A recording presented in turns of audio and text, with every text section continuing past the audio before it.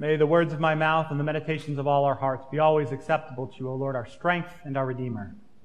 Amen.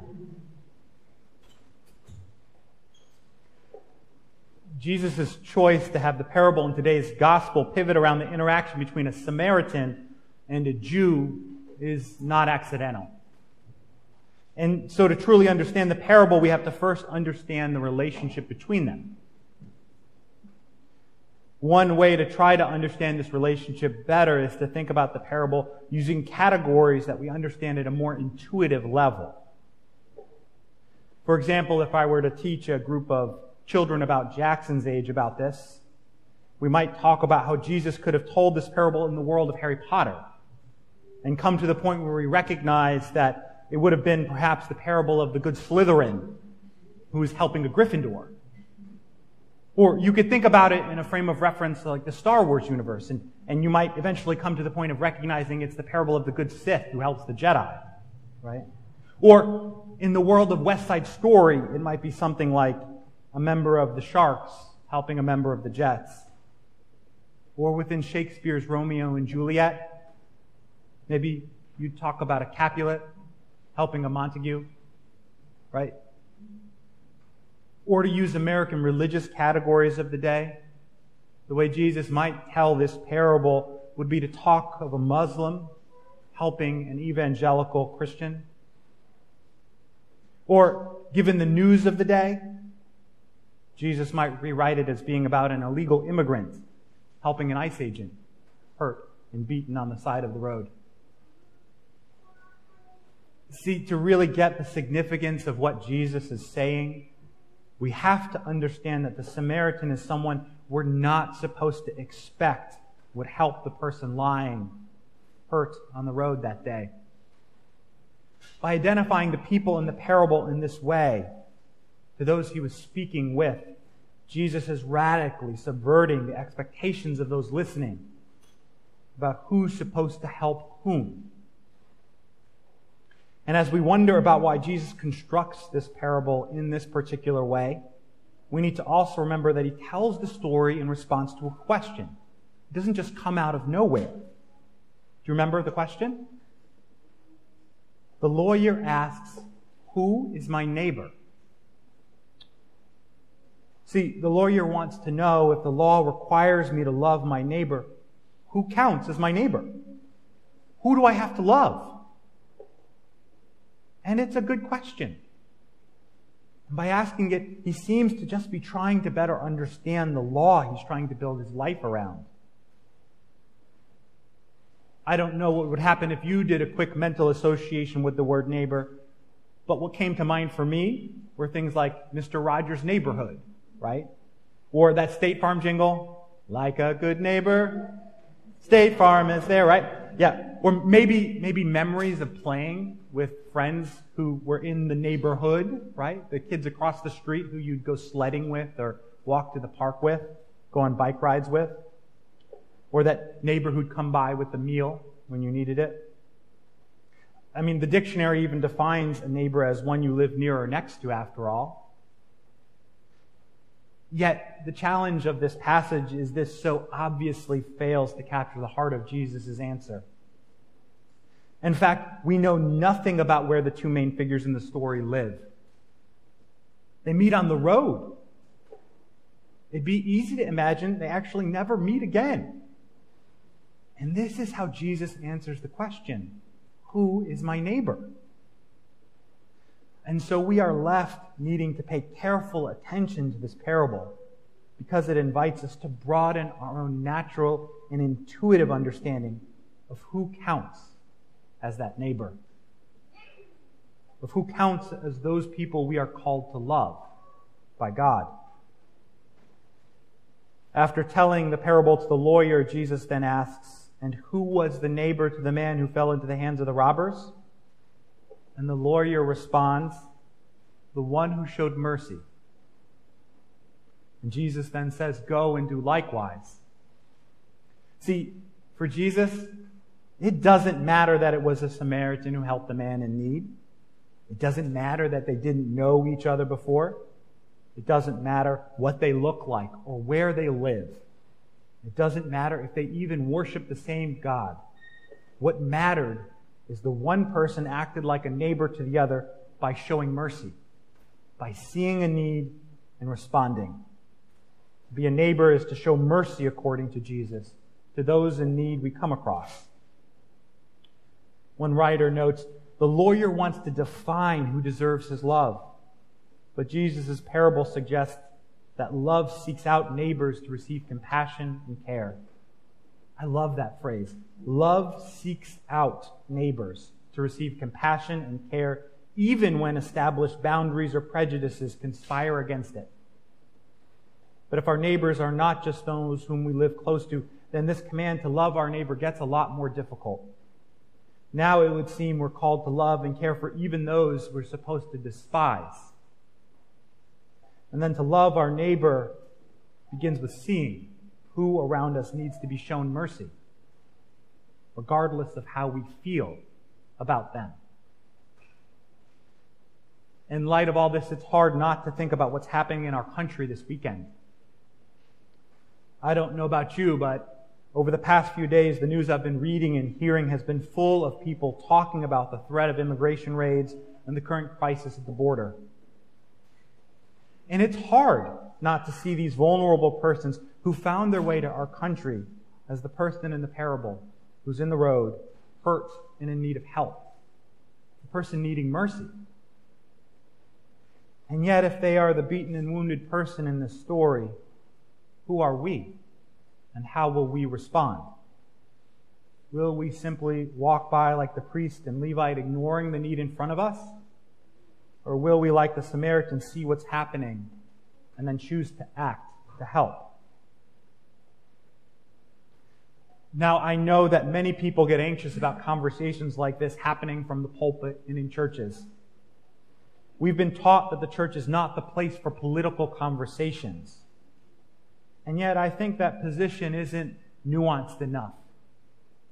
And I think it simply can't be borne out in Scripture. Jesus had a lot to say about politics. Roger Owens puts the matter like this. There's a myth that the church shouldn't meddle in politics. But if politics is the way a community orders its life across time for the common good, then the church should meddle away. If politics is the way a community orders its life across time for the common good, then the church should meddle away, working to make sure the marginalized, ignored, and forgotten have a share in the common good. What the church shouldn't be is partisan. Partisans confuse their identities with the agenda of a party. Christian partisans mistakenly believe that the mercy, peace, and justice, the shalom of God's kingdom, can be captured by the narrow agenda of a political party. And when this happens, as it often has, the results can be disastrous, especially for the church as it loses the integrity of its prophetic witness. See, Owen's point is that the church should be concerned with political questions.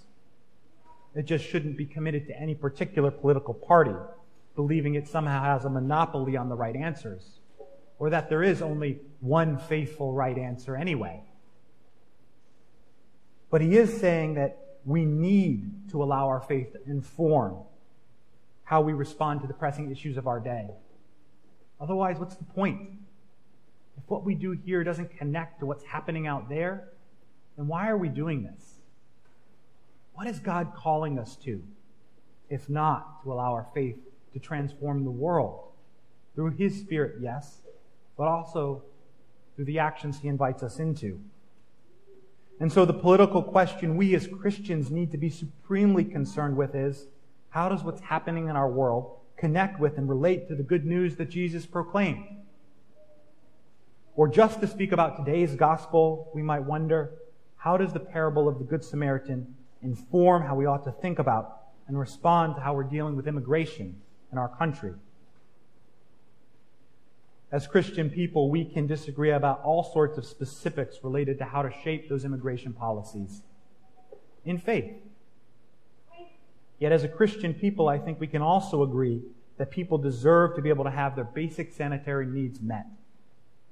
As a Christian people, we can agree that children should only be separated from their parents as a last resort. As a Christian people, we can agree that if people lose their lives coming to this country, it is a tragedy. As a Christian people, we can certainly agree that every person deserves to be treated humanely, for they too bear the image of God. As a Christian of people, we can agree that Jesus teaches that to be a neighbor is to respond with mercy to people in need. Now, here's the truth about all of this. Living like this is difficult because it costs us something. Being Christian costs something. Stephen Matson says, as a Christian helping humanity, specifically those who are exploited, destitute, and struggling to survive, isn't contingent upon whether it's safe, fiscally beneficial, comfortable, or even by what society might consider to be in its best interest. In fact, the interests of Jesus are usually the exact opposite of mainstream culture. A Jesus-centered Christianity is illogical in that it requires inordinate amounts of self-sacrificial love, to the point of being absurd, absurdly gracious, hospitable, kind, patient, peaceful, self-controlled, and giving. And doing all of this, following Jesus, is then hard. It's hard. Remember that Samaritan in the story? He didn't even just bandage up the man's wounds, did he? He put him on his animal. He took him to the inn. And he paid the innkeeper 2 denarii to care for him and then said, I will come back and pay you whatever else it costs to care for this man. Now, so what's 2 denarii, right? Let's put that in terms we can understand. The denarii would typically be understood as the equivalent of a day's wages. So 2 denarii, if you took what was an average salary in Wheaton today, would be equivalent to about $500. So not knowing this man who's beat up, who he's bandaged, he's brought to an inn, he then leaves $500 for him to be cared for and says, I'll give you more if you need it. The Samaritan knew it cost something to care for that man that day. But even as we acknowledge that following Jesus is hard, we have to also remember it's only by doing so that we can live the kind of full and abundant lives God dreams for us and invites us into. It's only by recognizing how we're connected with each other and responsible for one another that we can be the kind of people who bear the light and love of Jesus into the world. See, I think one of the reasons Jesus told this parable and put the Samaritan in the place he did and the Jew in the place he did is to break down our understanding of barriers which we so naturally build between ourselves and others. And to say there's not this other. There's just the human in need, despite our expectations. So what can we do? Right? What can we do? It can feel overwhelming to think about these things. Well, maybe we can begin where the Samaritan in today's story does. Before choosing to help him, he had to first see the man in need. So we too might begin by trying to see what's really happening in the world around us. We can begin by choosing to learn more about this tragic immigration situation we found ourselves in. We can do that also in a sophisticated way, by not just looking at our favorite news sources, whatever they are, but by going to nonpartisan resources like the Pew Research Center, or to sites which offer a different perspective from the one we're naturally drawn to try to thicken our own understanding. You might be surprised by what you find. I know I have been. For example, as of 2017, only 23% of the immigrant population was unauthorized. And of those, 2/3 entered the country legally and then just stayed longer than they were supposed to. Since 2010, we've had more Asian immigrants than Hispanic ones. The number of immigrant apprehensions at the U.S.-Mexico border has also decreased dramatically in the past decade or so. In 2006, more than 1 million people were apprehended, compared to less than 400,000 in 2018. See, there's a complicated story about what's happening in our country right now. And part of our responsibility is to take the time to look at it and try to understand it. And what's changed? that's made it more of a crisis now than in the past? Or maybe it is that it's no less a crisis in the past. We just weren't paying attention. But to begin, we have to see. You can also act, if you feel so called, by, of course, calling your representatives at all level of government to invite them to respond with compassion to those who have such desperate need that they undertake a desperate journey to seek a better life. You can also find organizations working on these issues and contribute financially to them. Again, do some work. Find ones that you believe are doing the best work possible to invest in. And they're out there, caring for these people in need. And of course, you can pray. As Bishop Joseph from the Diocese of Rennes reminds us every time he's with us, our prayer matters. And it changes the world. And it changes us. And so we can pray for God to be present in the brokenness of our world. Pray for health and healing for all those involved in this tragedy, and particularly for the vulnerable who lack power to change anything on their own. To return to the parable we heard today, the Samaritan didn't avoid responsibility for the Jew lying hurt on the ground. He came across a person he wasn't even supposed to like and made a choice to help. My point is really just this. The parable we heard Jesus tell is being retold each and every day. It's being retold in the course of our lives. And sometimes we might be the person on the road waiting for, hoping for someone to help us. And sometimes we might be the one walking along, minding our own business, when we notice someone who needs our help. The question then is, how will we respond? When we see that person in need of mercy, what will we do? Will we be the priest or the Levite who walk by? Or will we be the Samaritan who makes the choice to see a neighbor in need and to show the mercy and love that Christ calls us to? Remember how the lesson ended today in the gospel. Jesus telling us to go and do likewise. May it be so. Amen.